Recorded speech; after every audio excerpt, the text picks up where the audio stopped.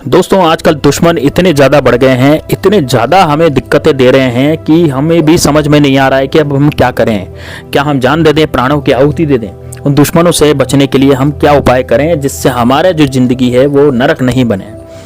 दोस्तों ऐसे बहुत से कमेंट आ रहे थे और बहुत सारे लोगों ने मुझे कमेंट भी किए कि गुरुजी कुछ ऐसा टोटका बताइए जिससे हमारे दुश्मनों का नाश हो जाए, क्योंकि हमारे दुश्मन हमारी प्रॉपर्टी लूटना चाहते हैं।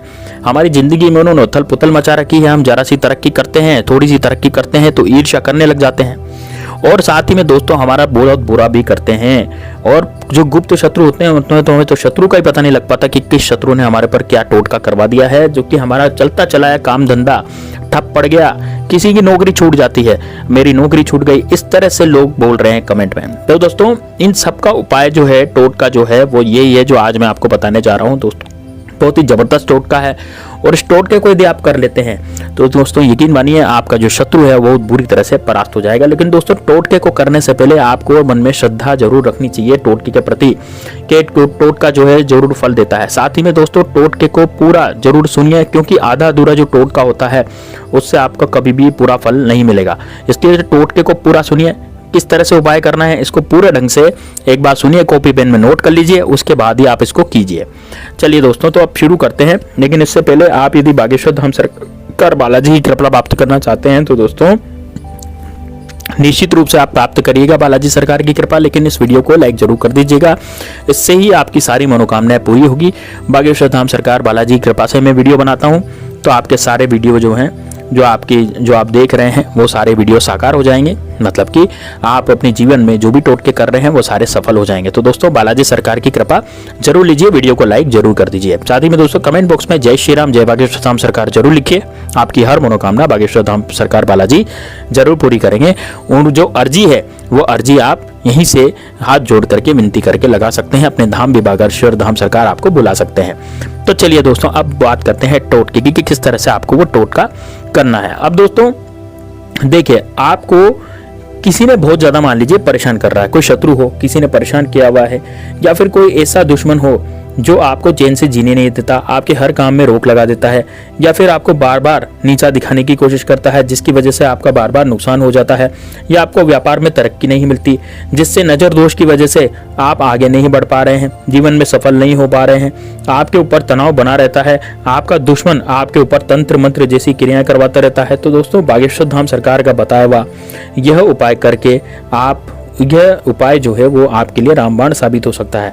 तो अगर आप भी इस उपाय को बड़े से जानना चाहते हैं तो दोस्तों वीडियो को अंत तक हमारे साथ जरूर दिखेगा। दोस्तों गुरुजी का कहना है कि अगर आप जिंदगी में कोई ऐसा इंसान है, यानी आपकी जिंदगी में कोई ऐसा इंसान आ गया है जो आपके पीछे पड़ा हुआ है, आपको चैन से जीने नहीं देता, आपको परेशान करता है, उसकी वजह से आपका मानसिक शांति जो है वो पूरी तरह से भंग हो चुकी है, आप कोई कार्य नहीं कर पाते हैं, या फिर आपके कार्य में बार बार रुकावटें आती है, या फिर आप उसी इंसान की नकारात्मक ऊर्जा की वजह से आप अपने जीवन में सब कुछ खराब हो चुका है, तो आपका व्यापार नहीं चल पाता, आपके काम में मन नहीं लगता है, तो बागेश्वर धाम सरकार द्वारा बताए गए इस उपाय से आप शत्रु से छुटकारा पा सकते हैं। गुरुजी कहते हैं कि मंगलवार या शनिवार वाले दिन हनुमान जी के मंदिर में जाकर के एक सरसों के तेल का दिया जलाने से आप जितने भी आपके कष्ट होते हैं, जितने भी तरह के आपके दुश्मन हैं, सभी तरह के दुश्मनों से आप छुटकारा पा सकते हैं।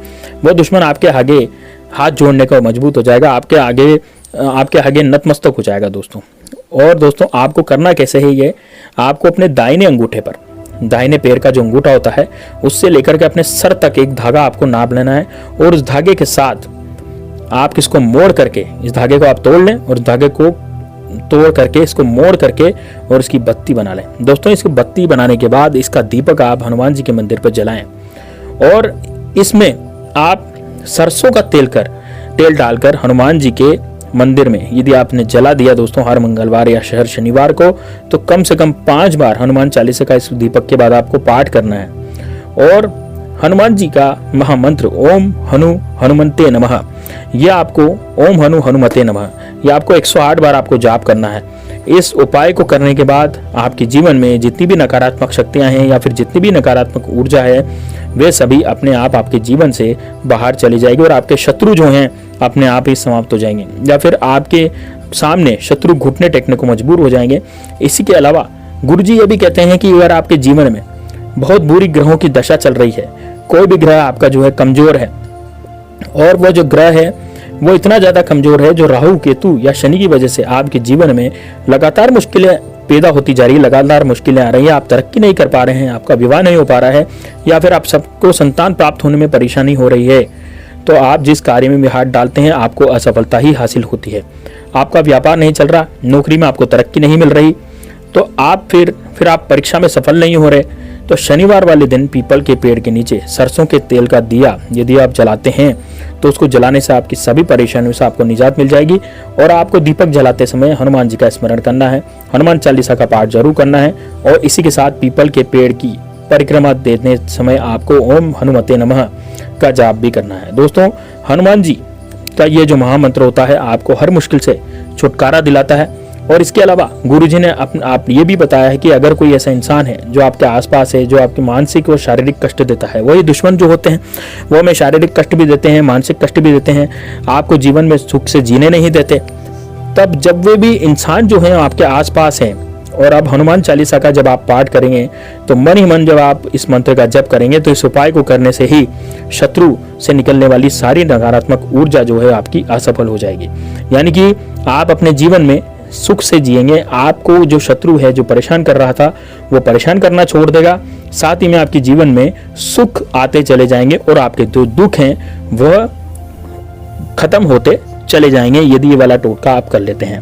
दोस्तों, गुरुजी का बताया हुआ दुश्मन से छुटकारा पाने का उपाय आपको कैसा लगा आप कमेंट बॉक्स में जरूर बताइएगा। अब दोस्तों आगे एक और उपाय है जो भी गुरुजी ने बताया था वो मैं आपको बताने जा रहा हूं। दोस्तों, आप जब भी मंगलवार या शनिवार को इस टोटके को करेंगे तो दोस्तों इससे आपके समस्त शत्रुओं का नाश हो जाएगा। आपका चाहे एक शत्रु हो, चाहे आपके 1000 शत्रु हो, कितने भी आपके शत्रु हो, ये सभी आपके वहां से समाप्त हो जाएंगे। तो दोस्तों आपको क्या करना है, मंगलवार या शनिवार के दिन आपको लेना है एक नींबू। अब दोस्तों एक नींबू लेकर के, नींबू जो है रस भरा होना चाहिए, बिल्कुल रस से भरा हुआ नींबू लेना है आपको, और इस नींबू को लेकर के आप क्या करें, दक्षिण दिशा में मुंह करके बैठ जाएं। दोस्तों ये अपने घर पे ही आपको करने हैं सारे उपाय, तो ये भी घर पे ही करना है। तो दक्षिण दिशा में मुंह करके आपको बैठ जाना है, नींबू आपको ले लेना है, और दोस्तों इस पर आपको सिंदूर छिड़कना। दोस्तों कामिया सिंदूर आता है जो हनुमान जी को चढ़ाया जाता है, जो चोले में चढ़ाने के काम आता है, केसरिया रंग का सिंदूर आता है, उसको आपको क्या करना है, उस सिंदूर को लेना है, उस सिंदूर को लेकर के आपको नींबू पर छिटक देना है।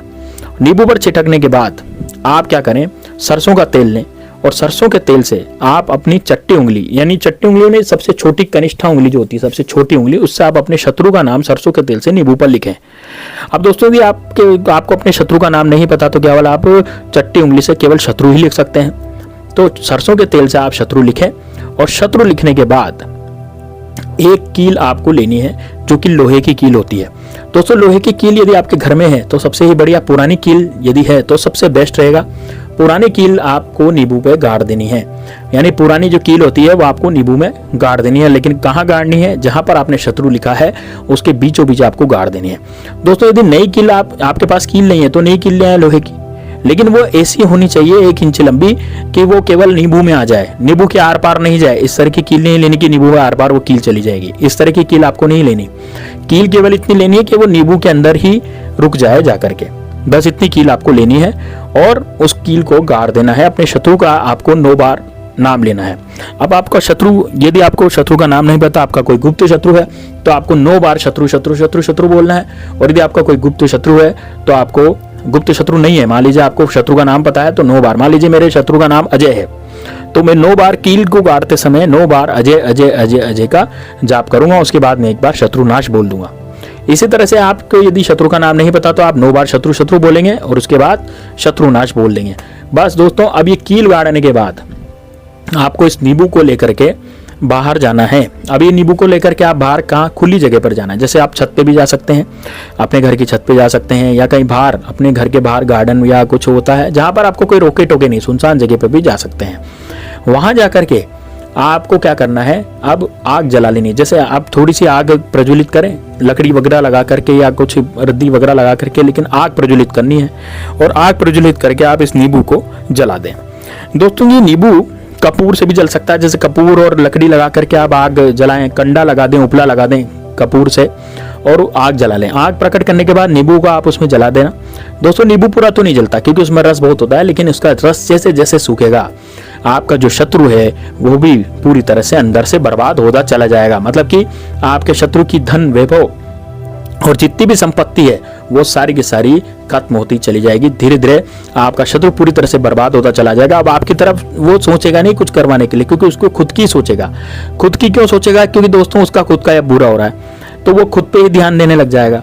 और दोस्तों परिवार से और सबसे उसका निष्कासन हो जाएगा, उसको धुतकारे पड़ेंगे, उसकी जीवान इतनी खराब हो जाएगी कि वो हर किससे हर कुछ बात बोल देगा। इस कारण से परिवार के लोग भी उसका त्याग कर देंगे, तो समाज में पतित हो जाएगा। इस तरह से उसकी इतनी बुरी हालत होगी कि उसके बाद न तो पैसा रहेगा न उसका परिवार रहेगा, बिल्कुल अलग हो जाएगा। भिखारी की जिंदगी वो गुजर बसर करेगा। इस तरह का यदि आप टोटका कर लेते हैं दोस्तों, ये टोटका आप किसी भी दिन कर सकते हैं। जरूरी नहीं है कि आप मंगलवार को करें, शनिवार को करें, किसी भी दिन इस टोटके को करें, लेकिन दोस्तों जरूर करें, पूरी शक्ति श्रद्धा के साथ करें, पूरी भक्ति के साथ करें। तो दोस्तों मिलते हैं नेक्स्ट वीडियो में, तब तक के लिए